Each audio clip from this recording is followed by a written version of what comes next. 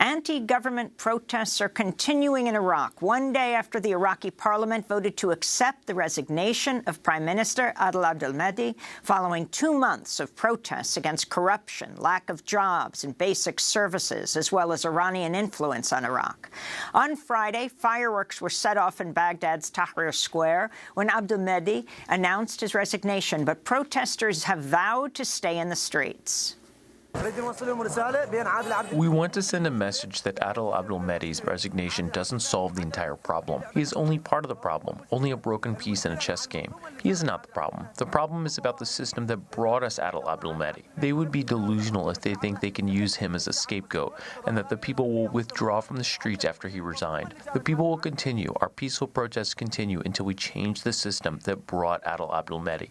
Iraqi Prime Minister Abdul Mahdi resigned 2 days after Iraqi security forces killed at least 44 people in the southern cities of Nasiriya and Najaf after the Iranian consulate was burned down Wednesday night.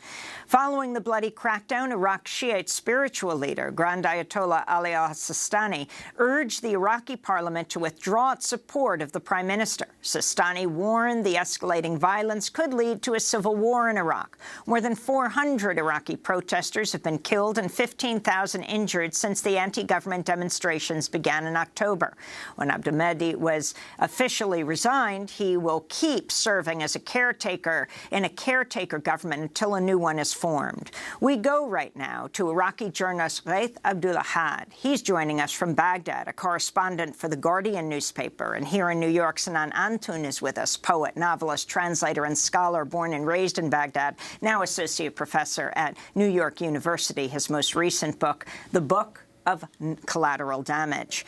Ghaith, let's begin with you in Baghdad. Describe what's happened over these few days, and were you surprised that the Prime Minister has now resigned? Well, Amy, I couldn't agree more than with the demonstrator you just interviewed. This is exactly the sentiment in the street. Adel Abdul-Mahdi is nothing but a figurehead, or as the demonstrator said, a piece of a chessboard. I was in the square earlier today. There are tens demonstrators, not that much of a clashes between demonstrators and the police force because there's a sort of a kind of a ceasefire. But yes, they are willing to stay in the square and continue these demonstrations until a total change of this whole political system that they describe as a rotten, corrupt political system. And describe the extent of the mass protests. I mean, at this moment, it involves a majority of the Iraqis, and I don't mean only the youth that went to the square early on and they kind of like push against the security forces. I mean, now you have students, you have middle class, you have a large section of the society. What is most amazing about these demonstrations, it's the majority, if I may use some sectarian terms, it's the majority Shia population of Baghdad that spearheaded these demonstrations. So every opposition to this government of Baghdad in the last decade and a half have been spearheaded, let's say, by people who rejected this political system. So let's say the Sunnis or Qaeda or whatever. At this moment, this is a popular movement calling for social democracy. This is why neither the political system nor the militias or the pro-Iranian camps could label those guys as, whatever, ISIS or Qaeda, as they used to do before, because this is the backbone of this regime. Those kids, many of them did fight for this government against ISIS. They were volunteers in the front. But when the threat of ISIS was over, when they came back to their villages and towns and neighborhoods, be it in Baghdad, be it in the south, and they realized that this political system, those militia commanders, the party apparatchiks, so corrupt, been building this massive wealth, and that's what created the spark for this revolution. It's the injustice of this current political system in Baghdad. And can you describe what has taken place in both Najaf and Nasiriya, Ghaith?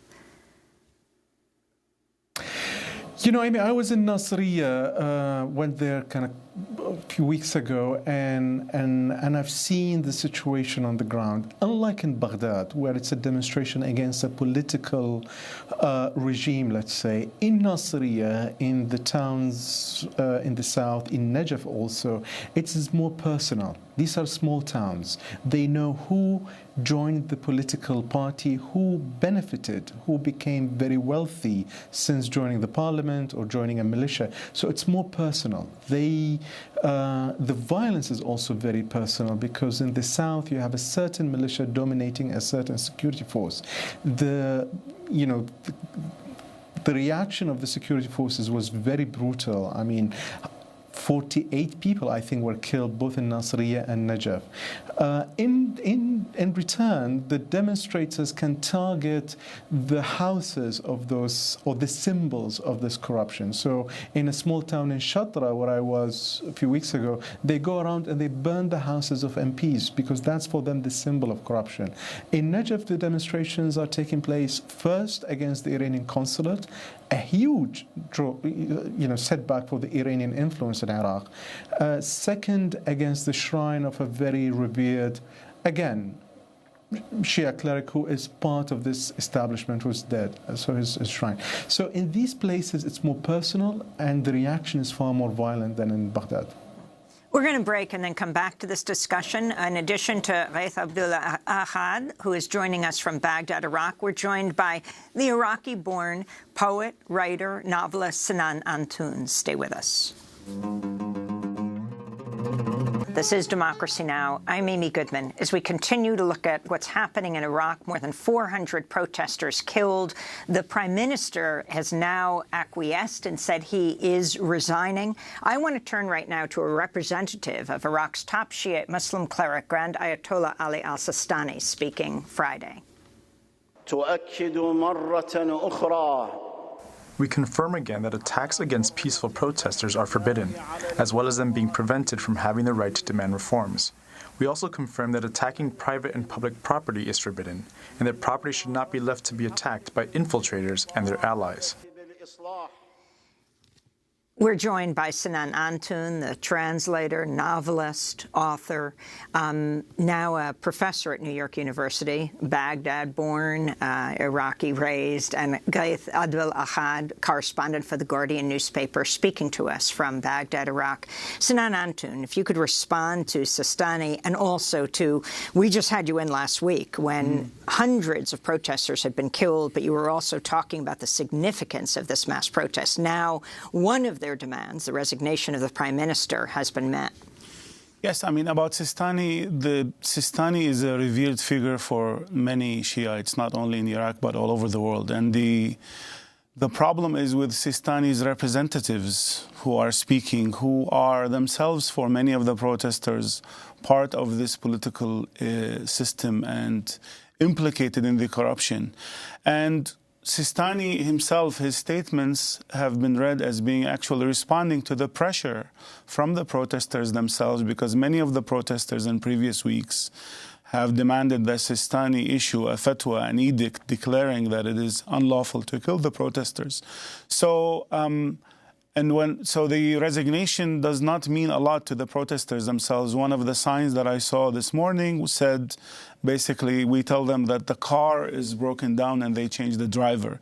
So these protests are against the entire political system, against the political culture that has reigned since 2003, against the script and against all of the political class, and the demands from most of the protesters that the new Prime Minister be someone from outside of this caste that they are tired of, that it be someone who has never been a minister or been a member of this elite. And now, of course, the parliamentary blocs are scrambling to try to select a representative, but there are also movement amongst the protesters themselves to perhaps suggest names.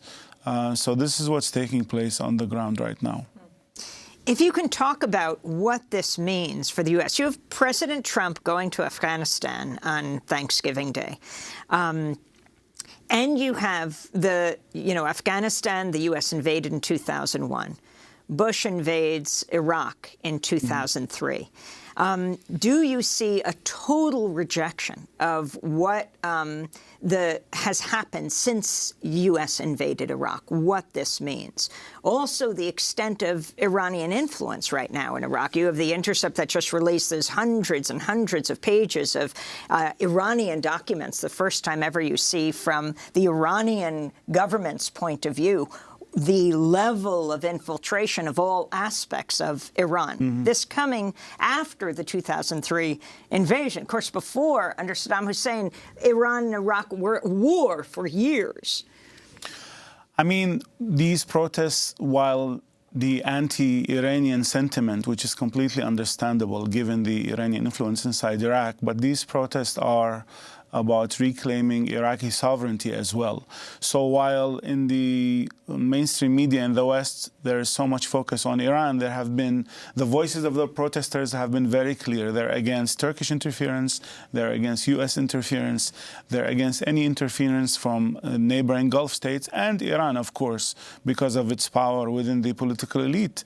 But it's a total rejection of the system that has prevailed since 2003. Now, whenever there is a vacuum or whenever there is a formation of a new government, in the back channels and backstage, there is always Iranian and U.S. interference, of course, because both countries are interested in pushing a candidate that's more answerable to their interests. So while, of course, on the popular level, this is a rejection of the entire political system, it should be no surprise that the United States and Iran are trying to push a candidate who would be favored by their own geopolitical interests. And the youth of the protesters, and we spoke about this last week. A number of the protesters, were not even born in 2003.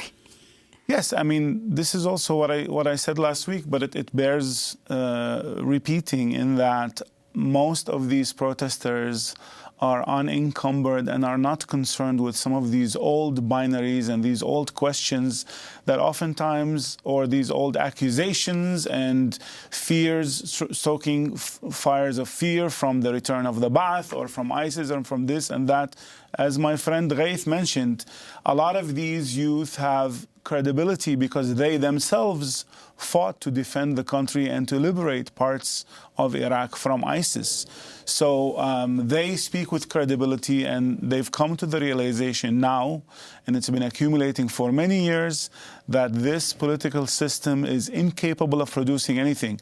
The political machine only produces violence, corruption, and it's unable also to protect its own citizens. And there is this rampant influence by these militias, these masked men who are going around and shooting innocent protesters. So the protesters know that this is one chance that comes in a generation, that staying in the streets and remaining peaceful is the only way to put more pressure to change the entire political system, not just one figure replaced by another similar figure, having a new election law and having a new constitution that does not leave the country beholden to the power of ethno-sectarian parties and the patronage system.